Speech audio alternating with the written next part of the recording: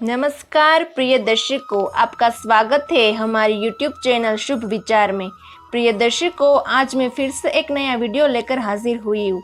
आज की जो कहानी है, आज का जो प्रसंग है, ये बड़ा ही ज्ञानवर्धक और बड़ा ही मोटिवेशनल है।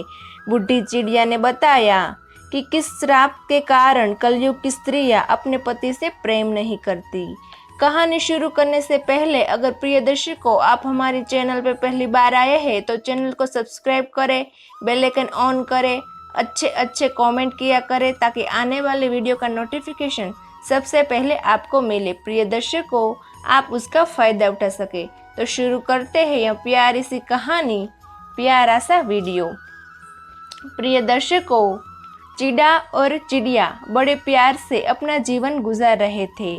तभी बूढ़ी चिड़िया कहती है अपने पति चिड़ा से, पिया जी, आजकल की स्त्रियां अपने पति पर शक करती रहती है और आजकल की स्त्रियों को भी अपने पति से ज़्यादा दूसरे लोग ही ज़्यादा पसंद है। कुछ स्त्रियां तो पतिव्रता है, पर कुछ तो अपने पति से भी उनको शर्म आती है। बच्चे पालना पसंद नहीं है, बुजुर्गों की सेवा करनी भी पसंद नहीं है। क्या यही कलयुग है? तभी चिड़ा कहता है, प्रिय, मैं तुम्हें एक कहानी सुनाता हूँ। ये सिर्फ कहानी नहीं है, परंतु एक सत्य घटना पर आधारित है। फिर चिड़ा कहता है कि प्रिय दर्शकों, निषाद देश में वीरसेन के पुत्र नल नाम के एक राजा हो चुके हैं। वे बड़े गुणवान, परम सुंदर, सत्यवादी, जितेंद्रिय, सबके प्रिय, वेदज्ञ एवं ब्राह्मण भक्त थे। उनकी सेना बहुत बड़ी थी। वे स्वयं अस्त्र विद्या में बहुत निपुण थे। वे वीर योद्धा, उदार और प्रबल पराक्रमी भी थे। उन्हें जुआ खेलने का भी कुछ शौक था।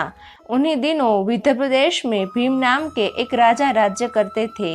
वे भी नल के समान ही सर्वगुण संपन्न और पराक्रमी थे।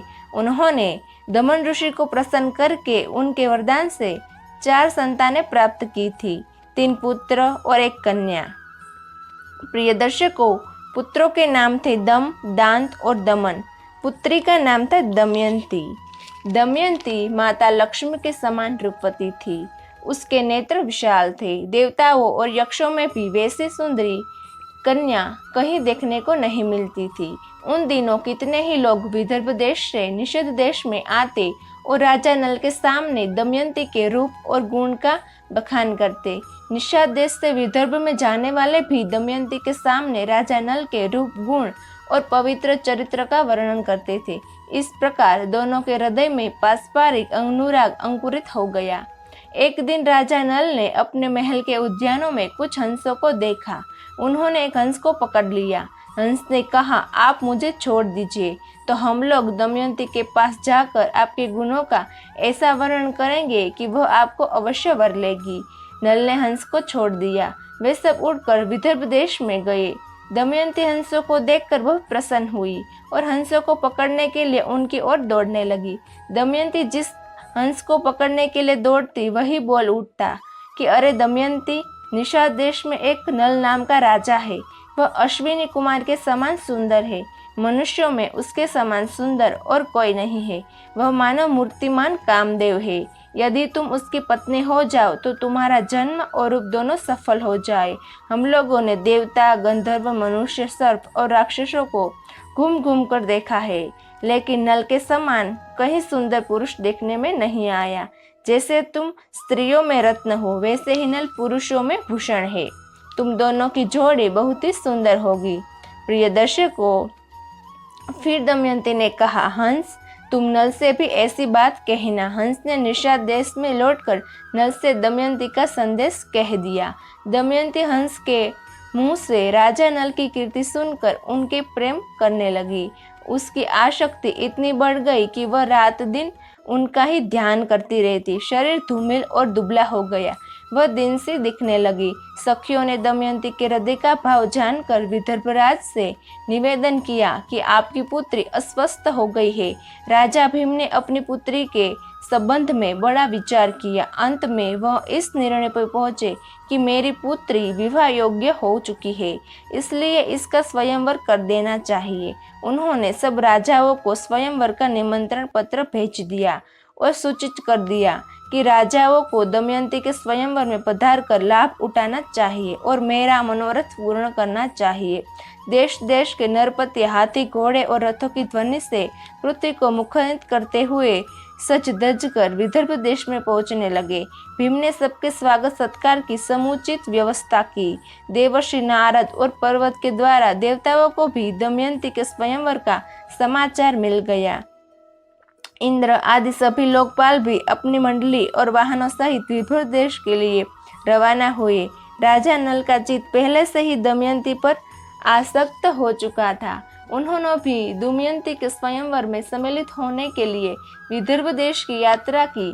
देवताओं ने स्वर्ग से उतरते समय देख लिया कि कामदेव के समान सुंदर नल दमयंती के स्वयंवर के लिए जा रहे हैं।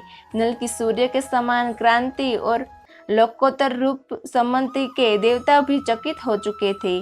उन्होंने पहचान लिया कि ये नल है। उन्होंने अपने विमानों को आकाश में खड़ा कर दिया और नीचे उतरकर नल से कहा, राजेंद्र नल, आप बड़े सत्यवती हैं। आप हम लोगों की सहायता करने के लिए दूत बन जाइए। नल ने प्रतीक्षा कर ली और कहा कि करूँगा। फिर पूछा कि आप लोग कौन हैं और मुझे दूत बनाकर कौन सा कार्य करवाना चाहते हैं। इंद्र ने कहा, हम लोग देवता हैं। मैं इंद्र हूँ और ये अग्नि, वरुण और यम है। हम लोग दमयंती के लिए यहाँ आए हैं। देवताओं ने नल से कहा कि आप हमारे दूत बनकर दमयंती के पास जाइए और कहिए कि इंद्र, वरुण, अग्नि और यम देवता तुम्हारे पास आकर तुमसे विवाह करना चाहते हैं। इनमें से तुम चाहे जिस देवताओं को पति के रूप में स्वीकार कर लो। नल से दोनों को हाथ जोड़कर कहा कि देवराज, वहाँ आप लोगों के और मेरे जाने का एक ही प्रयोजन है, इसलिए आप मुझे दूत बनकर वहाँ नहीं भेज सकते। ये उचित नहीं है। जिस किसी स्त्री को पति के रूप में पाने की इच्छा हो, वह भला उसको कैसे छोड़ सकता है और उसके पास जाकर ऐसी बात कह ही नहीं सकता। आप लोग कृपा इस विषय में मुझे क्षमा कर दीजिए। दमयंती का स्वयंवर हुआ, जिसमें न केवल धरती के राजा बल्कि देवता भी नल का रूप धारण कर आ गए। स्वयंवर में एक साथ कई नल खड़े थे। सभी परेशान थे कि असली नल कौन से है, लेकिन दमयंती जरा भी विचलित नहीं हुई। उसने आंखों से ही असली नल को पहचान लिया। सारे देवताओं ने भी उनका अभिवादन किया। इस तरह आंखों में झलकते भावों से ही दमयंती ने असली नल को पहचानकर अपना जीवन साथी चुन लिया। नल दमयंती को देवताओं का आशीर्वाद प्राप्त हुआ। दमयंती निषाद नरेश राजा नल की महारानी बनी। दोनों बड़े सुख से समय बिताने लगे। दमयंती पतिव्रताओं में शिरोमणि थी। अभिमान तो उसे कभी छू भी न सकता था। समयानुसार दमयंती के गर्भ से एक पुत्र और एक कन्या का जन्म हुआ। दोनों बच्चे माता पिता के अनुरूप ही सुंदर रूप और गुण से संपन्न थे। समय सदा एक सा नहीं रहता। दुख सुख का चक्र निरंतर चलता रहता है। वैसे तो महाराज नल गुणवान, धर्मात्मा तथा पुण्य श्लोक थे, किंतु उनमें एक दोष था, जुए का व्यसन। नल के एक भाई का नाम पुष्कर था। वह नल से अलग रहता था। उसने उन्हें जुए के लिए आमंत्रित किया। खेल आरंभ हुआ। भाग्य प्रतिकूल था। नल हारने लगे। सोना, चांदी, रथ, राजपाट सब हाथ से निकल गया। प्रिय दर्शकों, महारानी दमयंती ने प्रतिकूल समय जानकर अपने दोनों बच्चे को विदर्भ देश की राजधानी कुंडिनपुर भेज दिया। इधर नल जुए में अपना सर्वस्व हार गए। उन्होंने अपने शरीर के सारे वस्त्राभूषण उतार दिए। केवल एक वस्त्र पहनकर नगर से बाहर आए। दमयंती ने भी मात्र एक साड़ी में पति का अनुसरण किया। एक दिन राजा नल ने सोने के पंख वाले कुछ पक्षी देखे। राजा नल ने सोचा, यदि इन्हें पकड़ लिया जाए तो इनको बेचकर निर्वाह करने के लिए कुछ धन कमाया जा सकता है। ऐसा विचार कर उन्होंने अपने पहनने का वस्त्र खोलकर पक्षियों पर फेंका। पक्षी वह वस्त्र लेकर उड़ गए। अब राजा नल के पास तन ढकने के लिए भी कोई वस्त्र न रह गया। नल अपनी अपेक्षा दमयंती के दुख से अधिक व्याकुल थे। एक दिन दोनों जंगल में एक वृक्ष के नीचे एक ही वस्त्र से तन छिपाए पड़े थे। दमयंती को थकावट के कारण नींद आ गई। राजा नल ने सोचा, दमयंती को मेरे कारण बड़ा दुख सहन करना पड़ रहा है। यदि मैं इसे इसी अवस्था में यहीं छोड़कर चल जाऊं तो यह किसी तरह अपने पिता के पास पहुंच जाएगी। यह विचार कर उन्होंने तलवार से उसकी आधी साड़ी को काट लिया और उसी से अपना तन ढककर तथा दमयंती को उसी अवस्था में छोड़कर वे चल दिए। जब दमयंती की नींद टूटी तो बेचारी अपने को अकेला पाकर करुण विलाप करने लगी। भूख और प्यास से व्याकुल होकर वह अचानक अजगर के पास चली गई और अजगर उसे निगलने लगा। दमयंती की चीख सुनकर एक व्याध ने उसे अजगर का ग्रास होने से बचाया, किंतु व्याध स्वभाव से दुष्ट था। उसने दमयंती के सौंदर्य पर मुग्ध होकर उसे अपनी काम वासना का शिकार बनाना चाहा। दमयंती उसे श्राप देते हुए बोली, यदि मैंने अपने पति राजा नल को छोड़कर किसी अन्य पुरुष का कभी चिंतन न किया हो तो इस पापी व्याध के जीवन का अभी अंत हो जाए। दमयंती की बात पूरी होते ही व्याध मृत्यु को प्राप्त हो गया। व्याध के मरने के बाद दमयंती एक निर्जन और भयंकर वन में जा पहुंची। राजा नल का पता पूछते हुए वह उत्तर की ओर बढ़ने लगी। दिन रात बीत जाने के बाद दमयंती ने देखा कि सामने ही एक बहुत सुंदर तपोवन है, जहाँ बहुत से ऋषि निवास करते हैं। उसने आश्रम में जाकर बड़ी नम्रता के साथ प्रणाम किया और हाथ जोड़कर खड़ी हो गई। ऋषियों को प्रणाम किया। ऋषियों ने दमयंती का सत्कार किया और उसे बैठने को कहा। दमयंती ने एक भद्र स्त्री के समान सभी के हालचाल पूछे। फिर ऋषि ने पूछा, आप कौन हैं? तब दमयंती ने अपना पूरा परिचय दिया और अपनी सारी कहानी ऋषियों को सुनाई। तब सारे तपस्वी उसे आशीर्वाद देते हुए थोड़े ही समय में निषद देश के राजा को उनका राज्य वापस मिल जाएगा। उसके शत्रु भयभीत हो गए, वह मित्र प्रसन्न हो गए और कुटुंबी आनंदित हो गए। इतना कहकर सभी ऋषि मुनि अंतर्ध्यान हो गए। फिर दमयंती रोती हुई एक अशोक वृक्ष के पास पहुंचकर बोली, तू मेरा शोक मिटा दे, शोक रहित अशोक, तू मेरा शोक मिटा दे। क्या कहीं तूने राजा नल को शोक रहित देखा है? तू अपने शोकनाशक नाम को सार्थक कर। दमयंती ने अशोक की परिक्रमा की और वह आगे बढ़ी। उसके बाद आगे बढ़ी तो बहुत दूर निकल गई। वहां उसने देखा कि हाथी, घोड़ों और रथों के साथ व्यापारियों का एक झुंड आगे बढ़ रहा है। व्यापारी के प्रधान से बातचीत करके दमयंती को जब यह पता चला कि वे सभी चेदी देश जा रहे हैं तो वह भी उनके साथ हो गई। कई दिनों तक चलने के बाद वे व्यापारी एक भयंकर वन में पहुंचे। वहां एक बहुत सुंदर सरोवर था। लंबी यात्रा के कारण वे लोग थक चुके थे, इसलिए उन लोगों ने वहीं पड़ाव डाल दिया। रात के समय जंगली हाथियों का झुंड आया। आवाज सुनकर दमयंती की नींद टूट गई।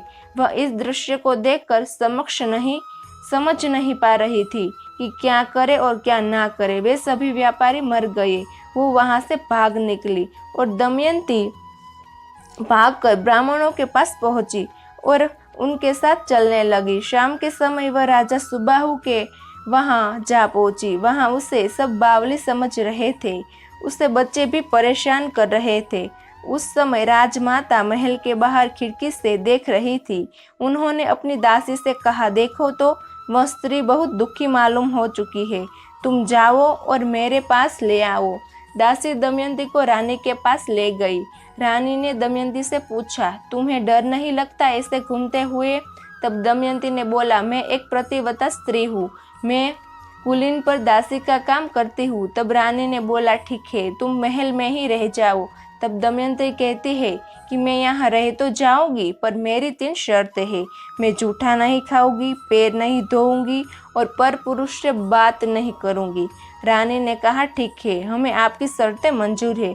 जिस समय राजा नल दमयंती को सोते छोड़कर आगे बढ़े, उस समय वन में आग लग रही थी। तभी नल को आवाज आई, राजा नल, शीघ्र दौड़ो, मुझे बचाओ। नागराज कुंडली बांधकर पड़ा हुआ था। उसने नल से कहा, राजन, मैं करकोटक नाम का सर्प हूँ। मैंने नारद मुनि को धोखा दिया था। उन्होंने श्राप दिया कि जब तक राजा नल तुम्हें न उठावे तब तक यहीं पड़े रहना। उनके उठाने पर तू श्राप से छूट जाएगा। उनके श्राप से मैं यहाँ से भी एक भी कदम आगे नहीं बढ़ सकता। तुम इस श्राप से मेरी रक्षा करो। मैं तुम्हें हित की बात बताऊंगा और तुम्हारा मित्र बन जाऊंगा। मेरे भार से डरो मत, मैं अभी हल्का हो जाऊंगा। वह अंगूठे के बराबर हो गया। नल उसे उठाकर दावानल से बाहर ले आए। करकोटक ने कहा, तुम अभी मुझे जमीन पर मत डालो, कुछ कदम गिनकर चलो। राजा नल ने पृथ्वी पर जैसे ही 10वां कदम चला और उन्होंने कहा कि 10, तो ही करकोटक ने उन्हें डस लिया, क्योंकि उसका नियम था कि जब कोई बोले 10 तभी वह डसता था। आश्चर्यचकित नल से उसे कहा, महाराज तुम्हें कोई पहचान न सके इसलिए मैंने डस के तुम्हारा रूप बदलवा दिया है। कलयुग ने तुम्हें बहुत दुख दिया है, अब मेरे विष से वह तुम्हारे शरीर में बहुत दुखी रहेगा। तुमने मेरी रक्षा की है, अब तुम्हें हिंसक पशु पक्षी शत्रु का कोई भय नहीं रहेगा। अब तुम पर किसी भी विष का प्रभाव नहीं होगा और युद्ध में हमेशा तुम्हारी ही जीत होगी। यह कहकर करकोटक ने 2 दिव्य वस्त्र दिए और वह अंतर्ध्यान हो गया। राजा नल वहां से चलकर 10वें दिन राजा ऋतुपर्ण की राजधानी अयोध्या में पहुंच गया। उन्होंने वहां राज दरबार में निवेदन किया कि मेरा नाम बाहुक है, मैं घोड़ों को हाँकने और उन्हें तरह तरह की चालें सिखाने का काम करता हूँ। घोड़ों की विद्या मेरे जैसा निपुण इस समय पृथ्वी पर और कोई नहीं है। रसोई बनाने में भी बहुत चतुर हूँ।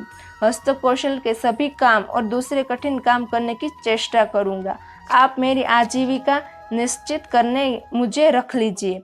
उसकी सारी बात सुनकर राजा ऋतुपर्ण ने कहा, बाहुक मैं सारा काम तुम्हें सौंपता हूँ, लेकिन मैं शीघ्रगामी सवारी को विशेष पसंद करता हूँ। तुम्हें हर महीने सोने की 10,000 मुद्रे मिला करेगी, लेकिन तुम कुछ ऐसा करो कि मेरे घोड़ों की चाल तेज हो जाए। इसके अलावा तुम्हारे साथ वाष्णी और जीवल हमेशा उपस्थित रहेंगे।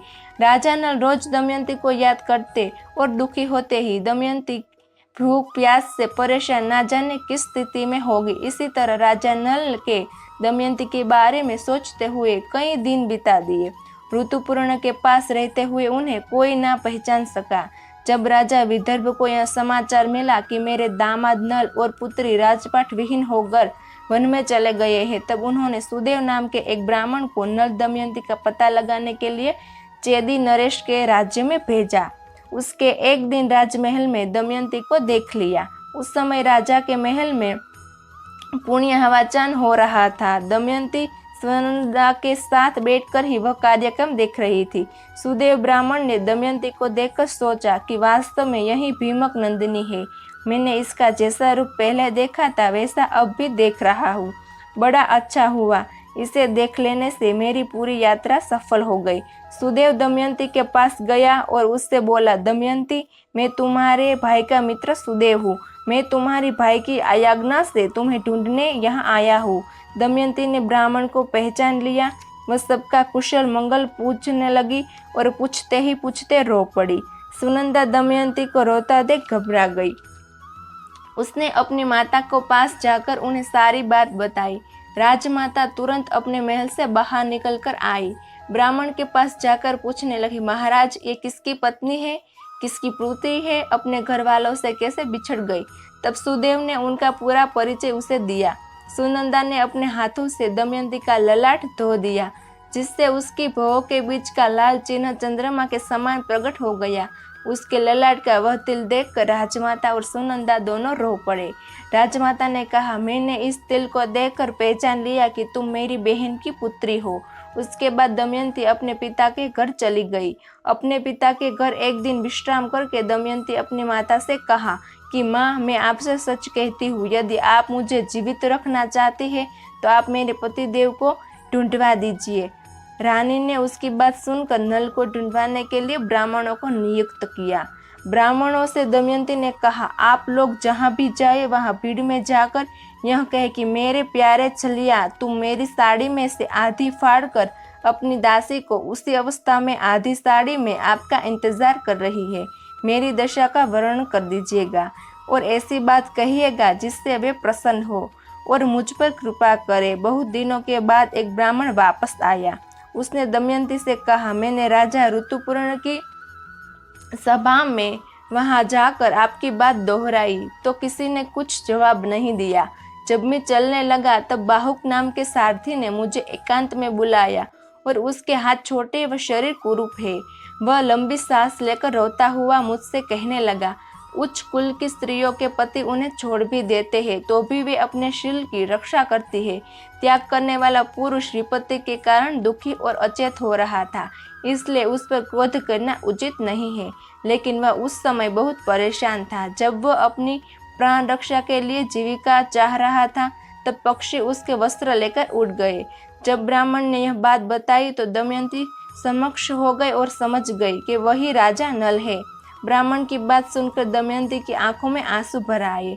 उसने अपनी माता को सारी बात बताई।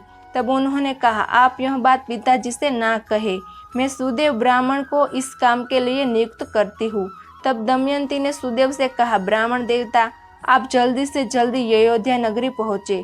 राजा ऋतुपर्ण के यह बात कहिए कि दमयंती ने फिर से स्वेच्छानुसार पति का चुनाव करना चाहती है। बड़े बड़े राजा और राजकुमार जा रहे हैं।